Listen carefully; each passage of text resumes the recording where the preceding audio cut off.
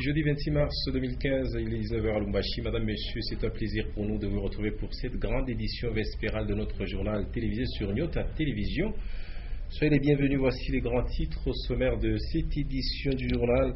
Cette campagne de consultation gratuite initiée par Madame Marie-Olive Lembe Kabila, épouse du chef de l'État. Alors le décor est déjà planté ici à Lubumbashi car certains médecins choisis pour mener cette campagne sont déjà sur place ce matin. Ils étaient à l'hôpital général de référence Jason Sindwe sous l'œil du médecin directeur de la présidence de la République. Vous suivrez le détail à ce sujet au cours de cette édition du journal. Et puis insécurité au quartier Mampala, les femmes de ce quartier ont élevé leur voix le matin de ce jeudi 26 mars. Elles ont envahi le bureau du quartier afin de pousser l'autorité à agir vite. Vous entendrez leur plainte au sujet de plusieurs cas d'insécurité enregistrés dans ce quartier au cours de cette édition. Voilà pour les grands titres. Une fois de plus, Madame, Messieurs, bonsoir et bienvenue à cette édition du journal. La première pierre du grand chantier du siège provincial de la Banque centrale du Congo avait été posée voici maintenant plus de 25 ans. Et après un temps, tout le chantier s'est arrêté. Une situation qui a conduit l'honorable Moïse Katumbi Tshapwe, gouverneur du Katanga, à tirer une sonnette d'alarme. Et ceci porte les fruits, car déjà dès le début du mois prochain, ces travaux vont devoir commencer, nous dit Nono Landou dans ce reportage. Ce grand chantier en ruine au cœur de la ville de Lubumbashi est celui du siège provincial de la Banque centrale du Congo. Comme on le voit, cette immense bâtisse dont la construction s'est arrêtée depuis plus de 25 ans donne un repère sûr pour toutes sortes de criminels. Sa première pierre fut posée à l'époque du maréchal Mobutu et de son premier commissaire d'État, Léon Kengo Adondo.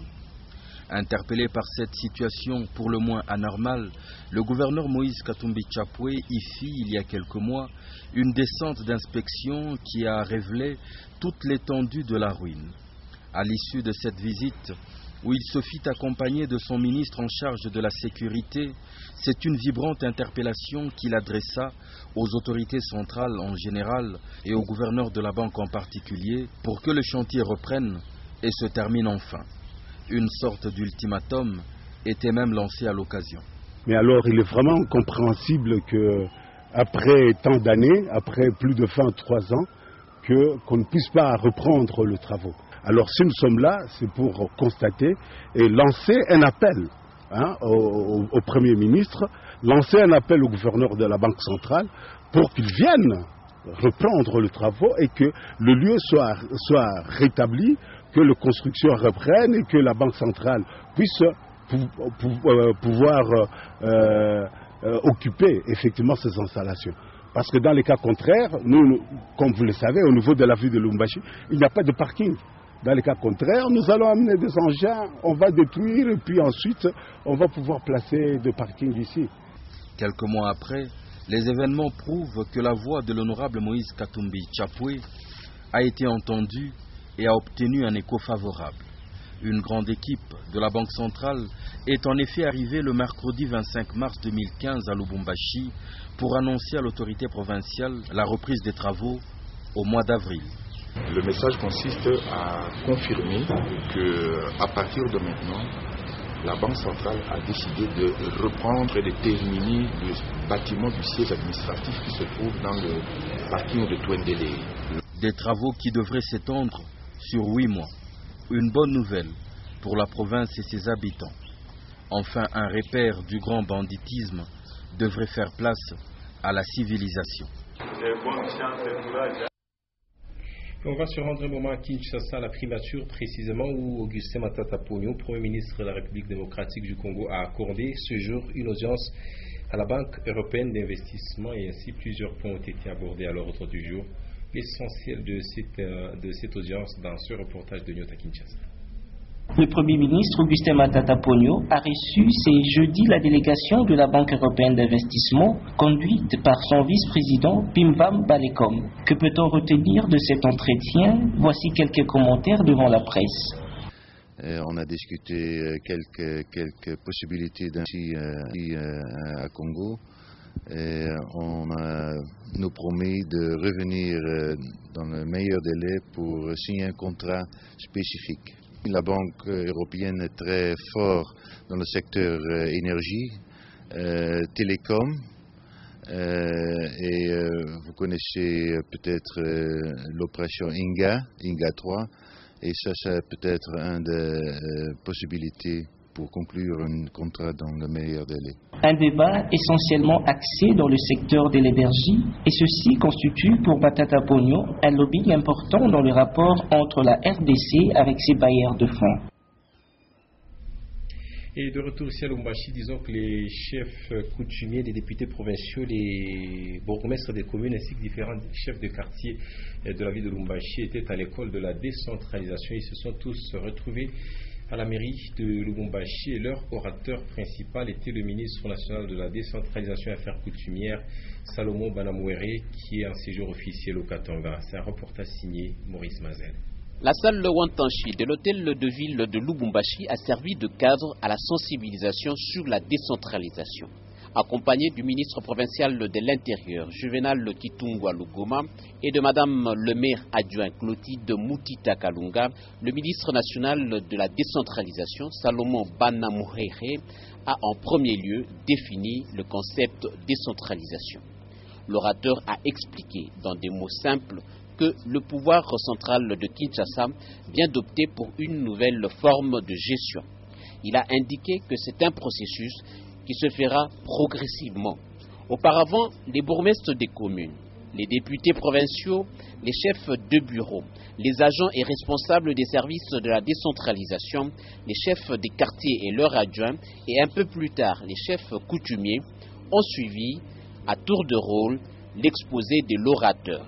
En somme, le ministre national de la décentralisation, Salomon Banamouhere, a renchéri que la décentralisation est le transfert des compétences, du pouvoir et des ressources humaines. Et on sera présent dans la commune Kamalondo où certains habitants de cette municipalité ont rencontré ce jeudi 26 mars le bourgmestre Michel Kaloua. Ils sont allés lui faire part des différents cas d'insécurité enregistrés dans leur municipalité ces derniers jours. Ils ont ainsi promis à l'autorité communale de commencer à dénoncer tout cas d'insécurité survenu dans l'un de leurs quartiers et dans leur commune de Kamalondo. Suivez cet élément de reportage qui porte une fois de plus la signature de Maurice Mazel. La population de la commune de Kamalondo s'organise depuis que des cas d'insécurité ont été enregistrés pour dénoncer les personnes inciviques. Ce jeudi 27 mars 2015, les habitants de la commune de Kamalondo ont rencontré le bourgmestre Michel Kaloua pour lui tenir informé des rançonnements dont sont victimes les personnes en sortant des bars et boîtes de nuit. Le bourgmestre de la commune a salué l'éveil de la population qui a pris conscience de coopérer avec l'autorité locale et la police. Il a indiqué que maintes fois, il a invité la population à la vigilance tout azimut. Cependant, le bourgmestre Michel Kaloua a souligné aussi que cette autoprise en charge ne doit pas laisser place à la justice populaire. Par la suite, l'autorité communale a plaidé pour que le camp de la police de la commune de Kamalondo soit assaini de fond en comble des enfants déjà âgés de 18 ans. Beaucoup de personnes identifiées qui habiteraient le camp de la police sont soupçonnées d'être auteurs des cas d'insécurité, a affirmé le bourgmestre de la commune de Kamalondo. Et dans ce même ordre d'idée, je vous le disais en titre, un groupe de femmes ont envahi ce jeudi matin le bureau du quartier Mampala et sont allées dénoncer les cas d'insécurité dont leurs familles sont victimes dans cette partie de la commune de Lubumbashi. Et ces femmes estiment que les autorités ne s'impliquent pas avec efficacité dans la restauration de la sécurité dans leur quartier. C'est un reportage cette fois-ci de Jean-Paul Malimbangouèche et Edouard Camp. Suivez. Très tôt le matin de ce jeudi, les mamans du quartier Mampala sont sorties pour réclamer plus de sécurité pour leur famille et leurs biens. Elles se sont dirigées vers le bureau du quartier pour dénoncer les vols et l'insécurité qui terrorise le quartier Mampala depuis maintenant plusieurs jours. Tunateswa sana sisi quartier Batolite tuku mwa sécurité ya kweli beko naingiliana mwankwavi mafuta baringilana banyanganyana moto mukandola bariole papa. Nous souffrons beaucoup à Badolite. On tue les gens, le bandit crée l'insécurité avec leurs armes. Chaque jour la nuit, nous voulons qu'on renforce la sécurité dans cette contrée de Mampala. Tunalala chini hakuna wa kutoka. Tutaenda wapi leta tuangalie kwa mwe bakubwa. Mutuone ko. Utoke À l'arrivée du chef de quartier, ces femmes se sont calmées avant d'expliquer le calvaire qu'elles vivent au quartier. À son tour, le chef de quartier a proposé quelques stratégies pour lutter contre l'insécurité. Il y a eu visite de malfaiteurs dans le quartier. Nous devons tous nous impliquer. Les systèmes de sifflets et ainsi pour l'organisation interne, c'est-à-dire pour une autodéfense civile. Dans ces quartiers qui ont enregistré 6 cas d'attaque à main armée, chacun doit être acteur de sa sécurité avant que la police ne vienne y jouer son rôle régalien, a ajouté le chef de quartier, Jean-Claude Moujing. Et on le disait également au sommaire, tout est prêt pour le démarrage d'ici fin mars de la campagne gratuite de consultation. Une initiative de Mme Marie-Olive Lembe Kabila, épouse du chef de l'État. Les médecins venus de partout en RDC, en attendant les expatriés, sont déjà sur place ici à Lubumbashi. Et ce jeudi 26 mars, quelques cas spécifiques comme les goitres, les malformations congénitales et autres becs de lièvre ont été consultés gratuitement à l'hôpital général de référence Jason Siendo, et le tout s'est déroulé en présence du médecin directeur de la présidence de la République dépêché à Lubumbashi. Pour cette fin de mode l'événement, Antoine Roger Mbouy sur ces images de Séverin Katambo. C'est confirmé, la campagne médicale de soins gratuits au profit des Congolais vivant au Katanga débute ce lundi 30 mars 2015 sur les 3 sites choisis. Les soins sont gratuits. Le chef de l'État a promis, depuis que nous sommes passés ici en 2013 pour faire la mission préparatoire, le chef de l'État aujourd'hui réalise pour allier, donc pour confirmer sa parole. Mais bien avant, 2 cas spéciaux recrutés par des centres de santé de Lubumbashi sont traités à l'hôpital Sendwe. Ce jeudi 26 mars 2015, l'équipe de médecins de Lubumbashi, de Kinshasa et d'autres provinces de la RDC ont consulté de nombreux malades. Tout fils, toute fille du Katanga, même tout Congolais qui pense qu'il peut rejoindre Lubumbashi pour un mal qu'il pense que nous pouvons prendre en charge, ils sont les bienvenus à partir de lundi. À partir de lundi, nous n'allons pas recevoir 200-300 personnes. Chaque jour, ça sera des milliers de gens. Ici, on sait apercevoir des cas de goitre, tumeurs, malformations et autres. Une générosité de la première dame, Mme Olive Lembe Kabila, appuyée par le chef de l'État Joseph Kabila, applaudit, vu son caractère gratuit. Le rendez-vous est donc pris pour le lundi à l'hôpital Sendwe, hôpital militaire de la Rouachi et la polyclinique Chalina. Changement de chapitre à présent, on va parler culture maraîchère. Le passage de la saison de pluie à la saison sèche est un facteur qui influe sur cette culture maraîchère et dans la ville de Lubumbashi. Cependant, le manque des outils aratoires reste une difficulté auxquelles sont confrontées les femmes maraîchères de la ville de Lubumbashi. Mais toutefois, plusieurs d'entre eux recourent aux méthodes anarchiques pour la fertilisation du sol. C'est un reportage de Jonathan Kazadi et Richard Chimba. Suivez. La saison sèche est un moment propice pour faire les cultures maraîchères. Le but est de produire des légumes fraîches et goûteuses. Cependant, un sol fertile reste la condition préalable pour la réussite de la culture en cette période.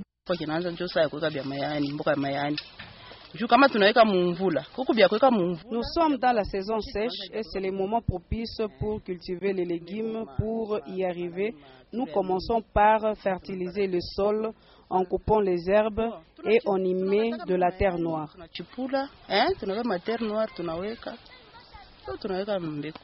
La tâche n'est pas toujours facile, surtout lorsqu'on travaille avec les moyens du bord.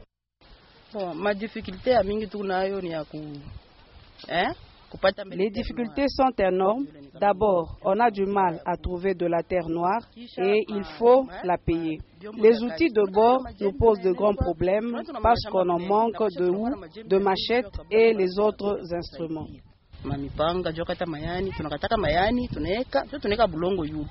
Pendant la saison sèche, plusieurs légumes s'adaptent au climat. C'est entre autres les choux de Chine, les amarandes et les épinards.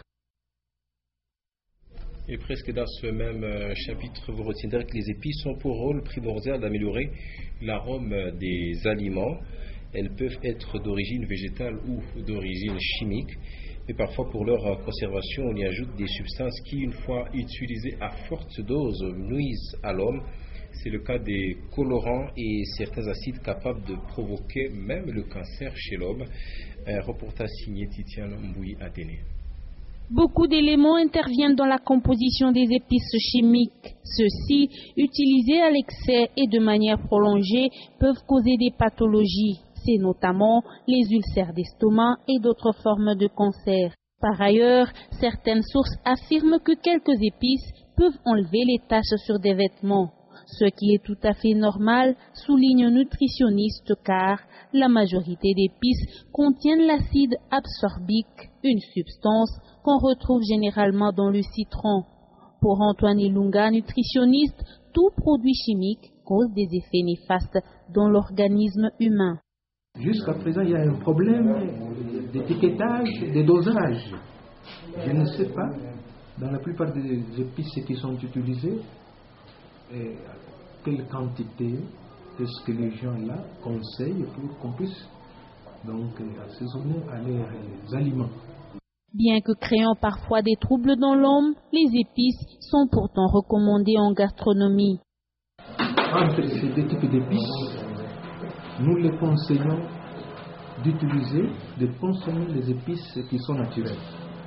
Pourquoi? Puisque le naturel est moins prédisposant et il est nutritif.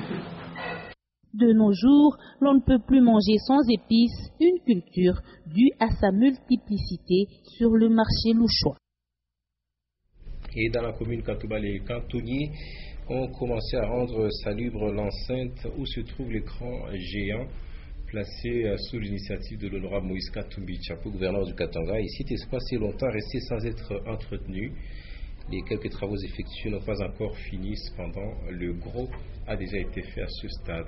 Un constat de Diane Kassomo.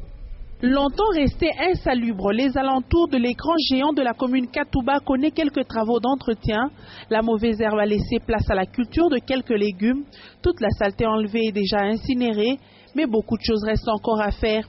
Les ordures de l'enceinte où se trouve cet écran proviendraient du marché de fortune placé juste au dehors de l'enclos. Ces vendeurs jetteraient le reste de leurs marchandises abîmées.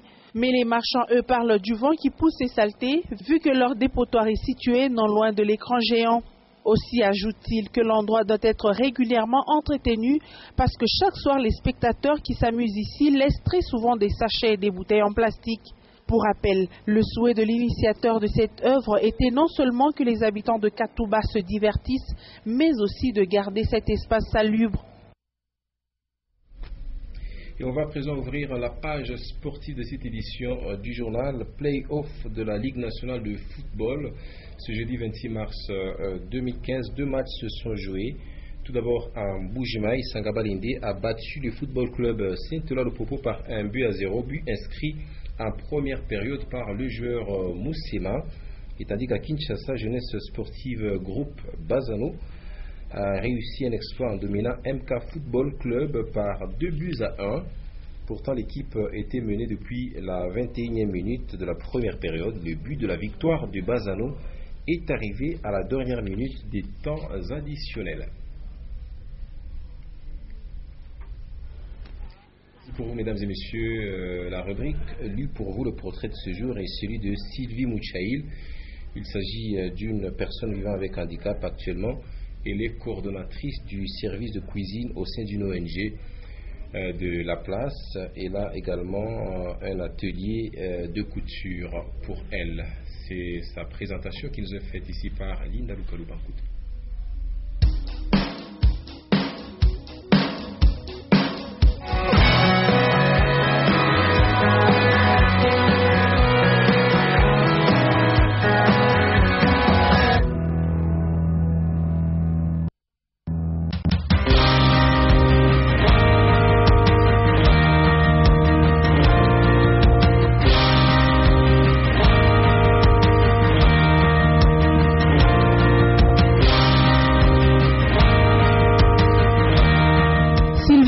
Mouchaïl est une personne vivant avec handicap.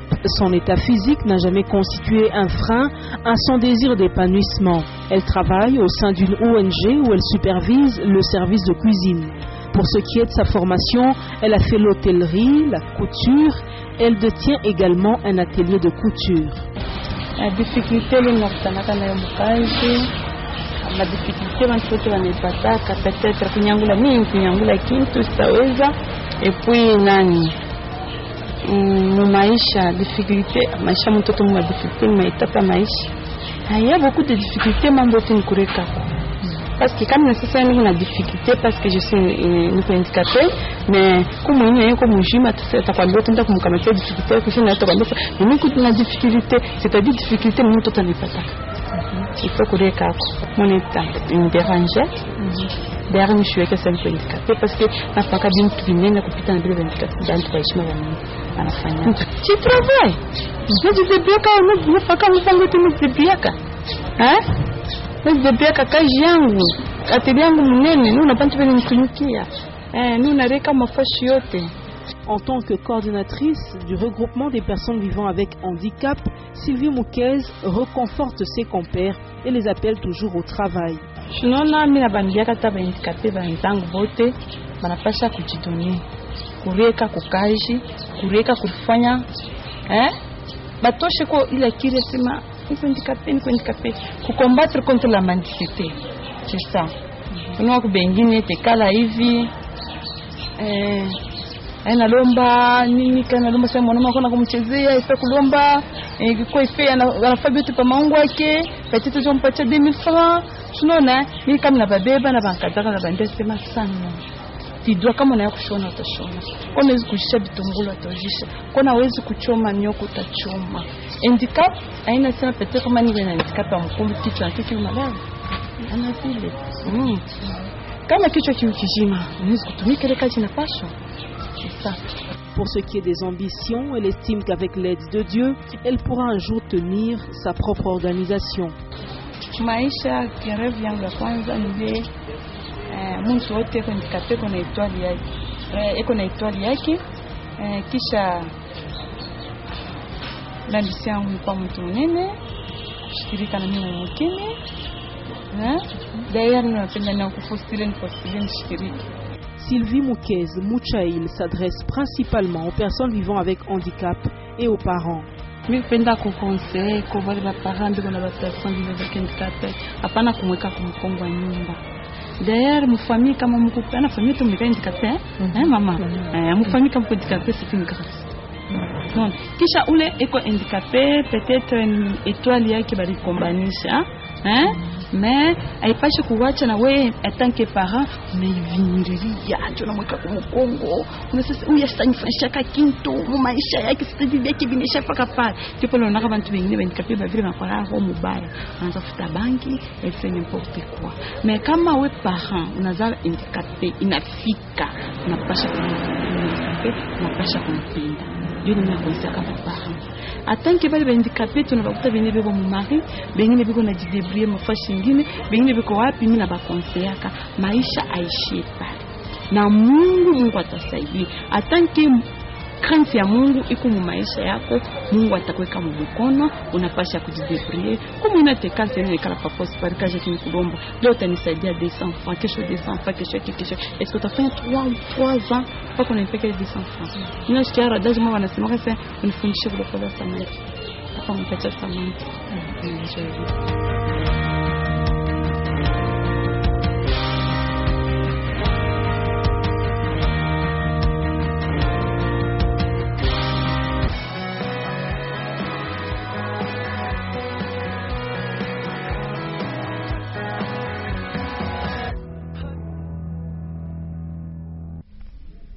Et voilà, formidable Sylvie Moukez Mouchaïl. Voilà pour l'essentiel de l'actualité, mesdames et messieurs. Nous avons été heureux de vous présenter cette édition du journal réalisée par Mardochien Soumpi et Betty Moussaou. Bien avant de nous quitter, voici le rappel des principales articulations.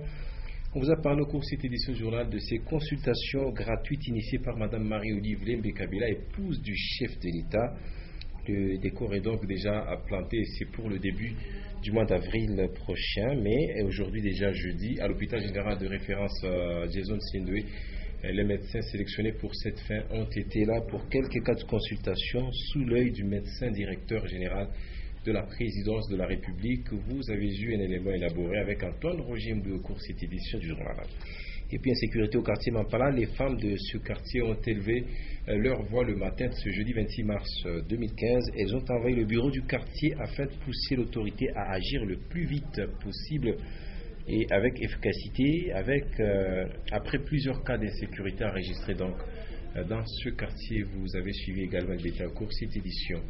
Voilà, tout à l'heure à 21h, vous aurez les news en français, et puis à 23h, les infos dernières de ce jeudi 26 mars avec Edouard Kankou. D'ici là, restez toujours avec nous. Excellente soirée à toutes et à tous en compagnie de Nyota Télévision.